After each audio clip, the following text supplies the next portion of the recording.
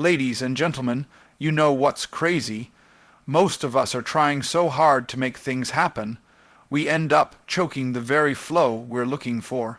We push, we pull, we strategize, we overthink, and we wonder why nothing feels aligned. But let me drop something on you today. Sometimes the loudest thing you can do is stay silent. When I say silent, I'm not talking about laziness. I'm not talking about sitting around waiting for life to hand you something on a silver platter. I'm talking about stillness. Inner stillness. The kind of silence that creates space for wisdom to speak, for clarity to rise, for doors to open naturally. Silence creates space for clarity and wisdom. In a world where noise is constant and distractions are everywhere, silence has become rare and undervalued. Most people feel uncomfortable when things get quiet because they're so used to filling every moment with sound, conversations, notifications, and endless streams of information.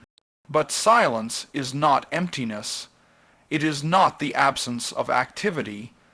It is the space where your mind can breathe, and it is within this space that clarity begins to emerge. When you are silent, you allow yourself to listen, not just to the world around you, but to the world within you. In silence, the mind begins to sort through the clutter. Ideas you couldn't quite grasp when you were rushing around suddenly begin to organize themselves. Problems that seemed too tangled to unravel slowly start to loosen. There's a natural intelligence in your spirit that knows how to find solutions, but it needs room to work. Constant talking, thinking, and striving can crowd out that intelligence, making it impossible for you to see the bigger picture. Silence is like stepping back from a painting, so you can finally see the whole image instead of staring at one tiny brushstroke. Wisdom is not something you acquire through constant effort. It is something you uncover by allowing yourself to be still. Consider how muddy water clears itself when left alone. When you stop stirring the water, the sediment naturally sinks to the bottom, leaving clarity on the surface. The mind works in the same way. When you stop trying to force answers, when you step out of the noise, the confusion begins to settle, and you begin to see what was there all along. The answers, the insights, the understanding you were seeking don't need to be manufactured. They're revealed in the silence. Many people think they need to talk their way into opportunities or think their way into breakthroughs. But silence is often more powerful than words. When you stop speaking and start listening, you notice things you overlooked before. You hear the subtle cues in conversations, the emotions behind people's words, and even the wisdom of your own intuition that was previously drowned out. That intuition often whispers in quiet tones, and unless you're willing to be silent, you'll never hear it. There is also a humility in silence. When you're quiet, you acknowledge that you don't have all the answers, and you open yourself up to receive them. It's a posture of learning and receptivity rather than arrogance and control. This humility allows you to draw from wisdom far greater than your own limited perspective. You begin to recognize patterns, notice opportunities, and connect dots that were invisible to you before. Silence is not passive. It is deeply active in its own way. It is the fertile soil where understanding grows naturally without being forced. Think about the people you've met who carry true wisdom. They're not always the ones talking the loudest or giving endless advice. Often they're the ones who pause, who listen deeply, and who speak with weight and purpose because their words are born out of silence. They've learned that silence is not a void to be feared, but a source of strength to be embraced. In practicing silence, you discover that clarity does not come from adding more, but from stripping away what doesn't matter. It's like cleaning a window to let light through. The light was always there, but the dirt and smudges blocked it. Silence wipes the glass clean. You don't need to try harder. You need to quiet down long enough for the clarity to surface on its own. Would you like me to write the next keynote? No. To expand it into 600 words in the same style, so it flows as a continuation. Forcing outcomes blocks natural flow. When you push too hard to make things happen, you often create resistance instead of progress. It's like trying to open a door by pulling when the sign clearly says push. No matter how much strength you use, it won't budge because you're approaching it the wrong way. There's a natural rhythm to life, a current that carries opportunities, connections, and growth toward you when you align yourself with it. But when you try to force outcomes, you disconnect from that rhythm and create friction that works against you instead of for you. Think of how water flows down a river. It doesn't struggle, it doesn't resist, it simply follows the path carved out for it. But imagine damming up that river, blocking its path in an attempt to control it. The water begins to build pressure, seeking release, and instead of flowing smoothly, it floods or stagnates. In our lives, forcing things to happen often creates this same buildup of tension.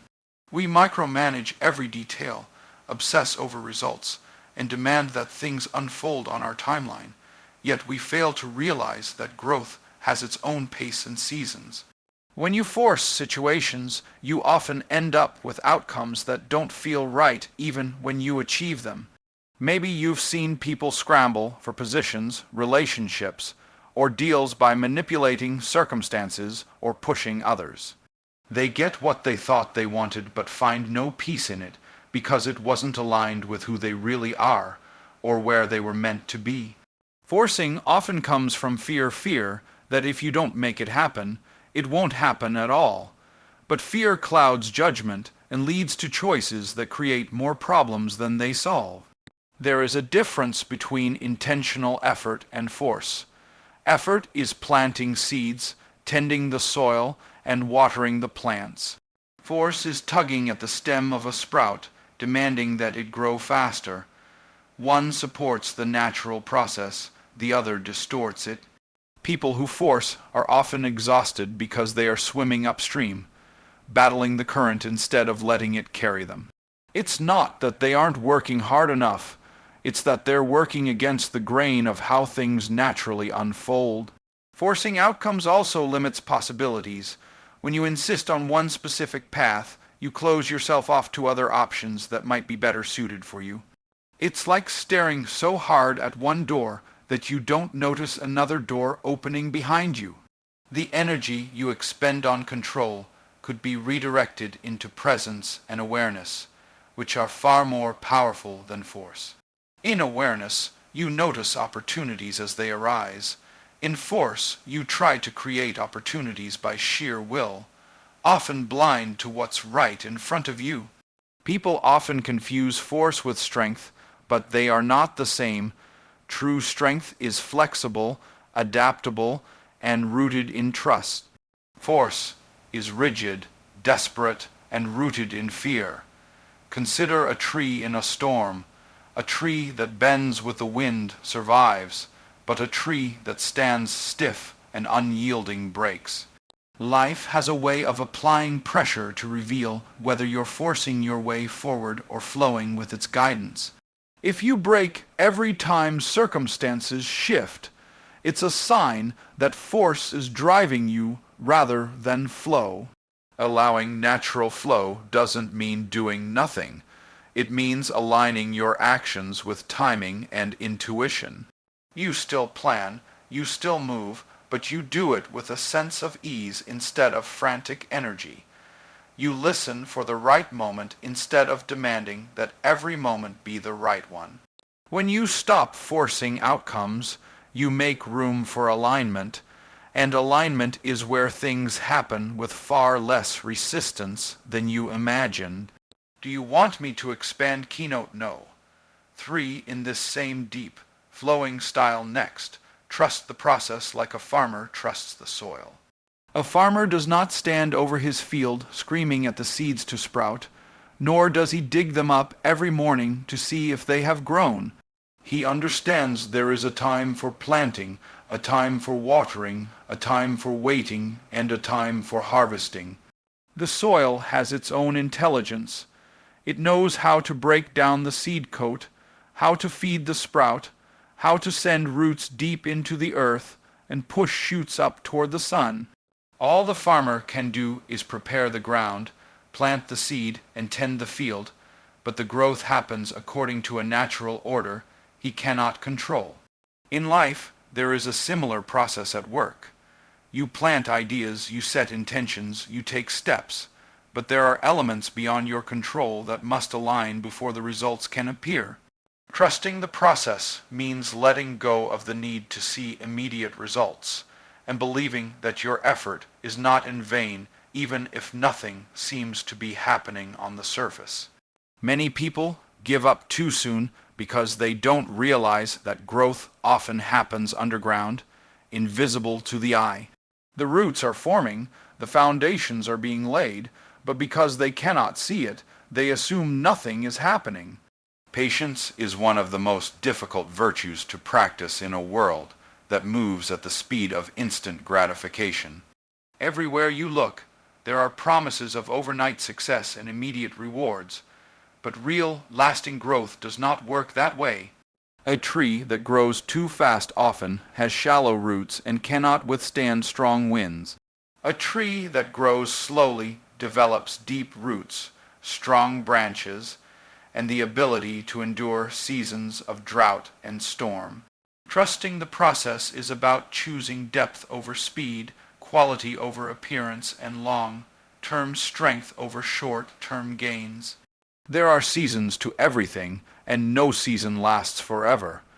A farmer does not plant seeds in the dead of winter because he understands the rhythm of nature.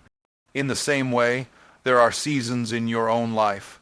Times for sowing, times for tending, times for waiting, and times for reaping. If you try to rush one season into another, you disrupt the flow and end up frustrated. When you trust the process, you recognize the value of each season even if it doesn't feel comfortable. The waiting season, for example, teaches patience and sharpens vision. The working season builds discipline and resilience. The harvest season brings rewards, but only after the earlier seasons have done their work. There is also an element of surrender in trusting the process. Surrender is not the same as giving up. It is releasing your need to control what you cannot control. The farmer does not control the weather.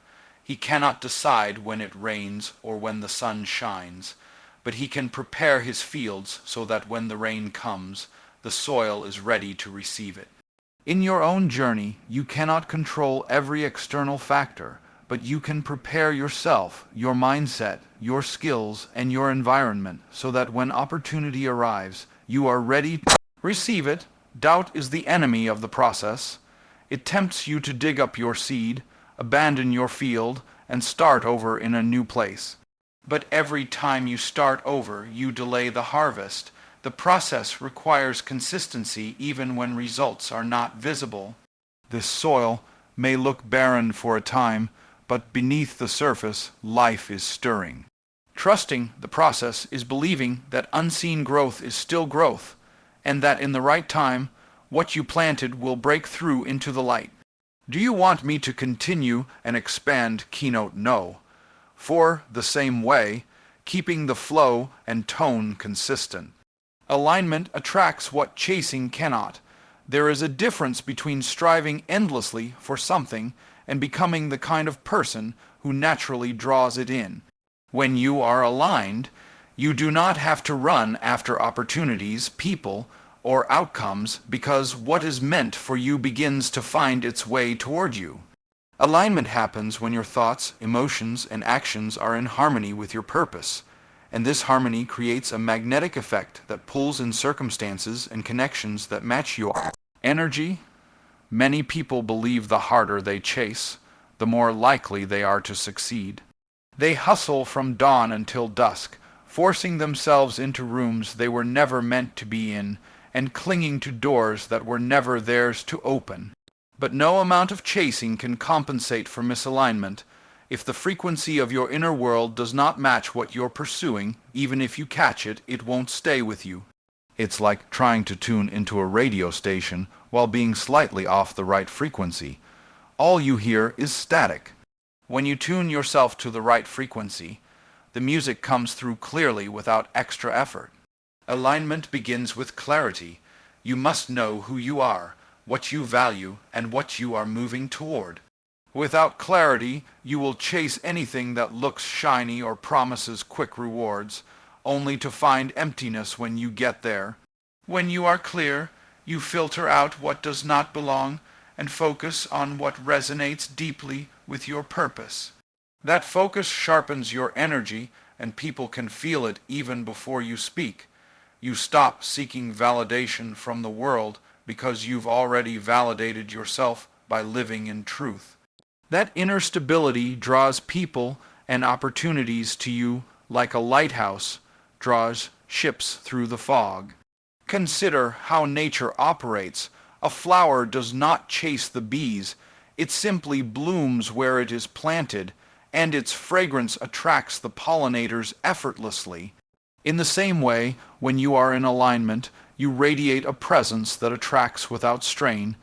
You become the kind of person who naturally fits with the opportunities you seek. Instead of convincing others to see your worth, you embody it so fully that they cannot help but recognize it. The energy you put out into the world becomes an invitation for the right people and circumstances to come closer. Chasing, on the other hand, is rooted in scarcity. It says, if I don't grab it now, I'll miss my chance. If I don't run after it, someone else will take it. That mindset creates anxiety and desperation repels more than it attracts. People can feel when you are forcing connections or grasping for success out of fear, rather than flowing from alignment. Fear clouds your judgment and leads you to accept situations that are not truly meant for you, leaving you frustrated and drained. When you are aligned, you no longer measure progress by how fast you are moving, but by how deeply you are connected to your path. You trust that what belongs to you cannot miss you, and what misses you was never truly for you. This trust frees you from the constant need to compare yourself to others or prove your value. You focus on becoming more of who you are designed to be, and in that becoming, you attract more than chasing ever could. Do you want me to move forward with Keynote? No. 5 in the same 600. Word expanded style next. Stillness reveals what noise conceals. In the constant hum of activity and distraction, it's easy to mistake motion for progress and sound for substance. The world is filled with voices telling you what to do, where to go, and how to think, but rarely do those voices allow space for you to hear your own. In the noise, your intuition gets drowned out, your vision becomes cloudy, and your ability to discern what really matters starts to fade. Yet the moment you allow stillness into your life, the truth that was buried under layers of external chatter begins to surface. There is a kind of wisdom that only comes in stillness. When you quiet your mind and withdraw from the noise, you begin to notice what has been there all along, but was hidden in plain sight. Ideas that seemed scattered come together, patterns you couldn't see before start to emerge, and answers you've been searching for reveal themselves effortlessly. It's not that they suddenly appeared, it's that you finally created enough space within yourself to notice them. In stillness, you also begin to see the difference between what you want and what you've been conditioned to want. The noise of the world often plants desires in your heart that don't belong there. Social media, advertisements, and even well-meaning people push you to chase things that have nothing to do with your authentic self. But when you step back and allow stillness to settle in, You can hear the faint but powerful voice of your own spirit reminding you of what truly matters. That voice doesn't shout, it whispers, and unless you're quiet, you'll miss it completely. Noise is seductive because it gives the illusion of control. It keeps your mind occupied and distracts you from the discomfort of uncertainty, but just because you're busy doesn't mean you're moving forward. Sometimes busyness is the greatest obstacle to progress because it prevents you from seeing the most direct path. Stillness, on the other hand, requires courage. It means facing the unknown without trying to fill it with sound and activity. It means trusting that the answers you need are not out there somewhere in the noise, but already within you, waiting to be heard. When you allow yourself to be still, you also reconnect with your natural rhythm. Every living thing has a rhythm, a pulse that guides its growth and movement. Birds know when to migrate without being told. Trees know when to shed their leaves and when to bloom again. This rhythm is not forced, it is innate. As a human being, you have that same inner compass, but you can't access it when you're constantly bombarded by noise. Stillness recalibrates you to that inner rhythm, so you can move in harmony with the flow of life instead of fighting against it. Clarity gained in stillness is often uncomfortable because it strips away illusions. It shows you where you've been holding on too tightly, chasing things that drain you, or ignoring the parts of yourself that need healing. But that discomfort is the beginning of freedom. When the noise is gone and you are left with the quiet truth, you are finally able to make decisions rooted in wisdom rather than reaction. You stop moving just for the sake of movement and begin aligning your steps with a deeper sense of purpose. Would you like me to expand Keynote No? 6 next in the same deep, flowing style to complete the set. Growth happens when you release control. The more tightly you grip the outcome, the more you suffocate the very process that leads to transformation. Control feels safe because it creates the illusion that you can predict and shape every detail. But real growth is not born in rigidity. It requires openness, flexibility, and a willingness to surrender to forces larger than yourself. When you release control, you give life room to unfold in ways that are often better than anything you could have orchestrated on your own. There is a difference between discipline and control. Discipline is about showing up, doing the work, and being consistent with your actions. Control is about trying to micromanage every variable, forcing people and circumstances to bend to your will. While discipline nurtures growth, control stifles it. A plant cannot be pulled upward to make it grow faster. You can only water it, ensure it gets sunlight, and trust that nature will handle the rest. The act of letting go does not mean abandoning responsibility. It means understanding where your responsibility ends and where trust begins. The need for control often comes from fear.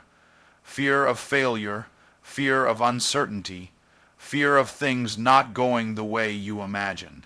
This fear drives you to cling tightly to plans and expectations, but it also limits you. Growth requires you to step into the unknown, and the unknown cannot be controlled. It asks for surrender, for faith in the process, for trust that even when you cannot see the path clearly, each step you take is shaping you into the person capable of handling what lies ahead. Letting go of control creates space for creativity and possibility. When you stop trying to dictate every outcome, you become more receptive to ideas, people, and opportunities you would have missed while clinging to your narrow plan. It's like holding sand in your hand. The tighter you squeeze, the more it slips through your fingers. But when you relax your hand, the sand rests gently in your palm. The same is true for growth. The more you loosen your grip, the more life has room to work on your behalf. Releasing control also deepens your resilience. When you stop expecting life to unfold exactly as you planned, you become better able to adapt when challenges arise.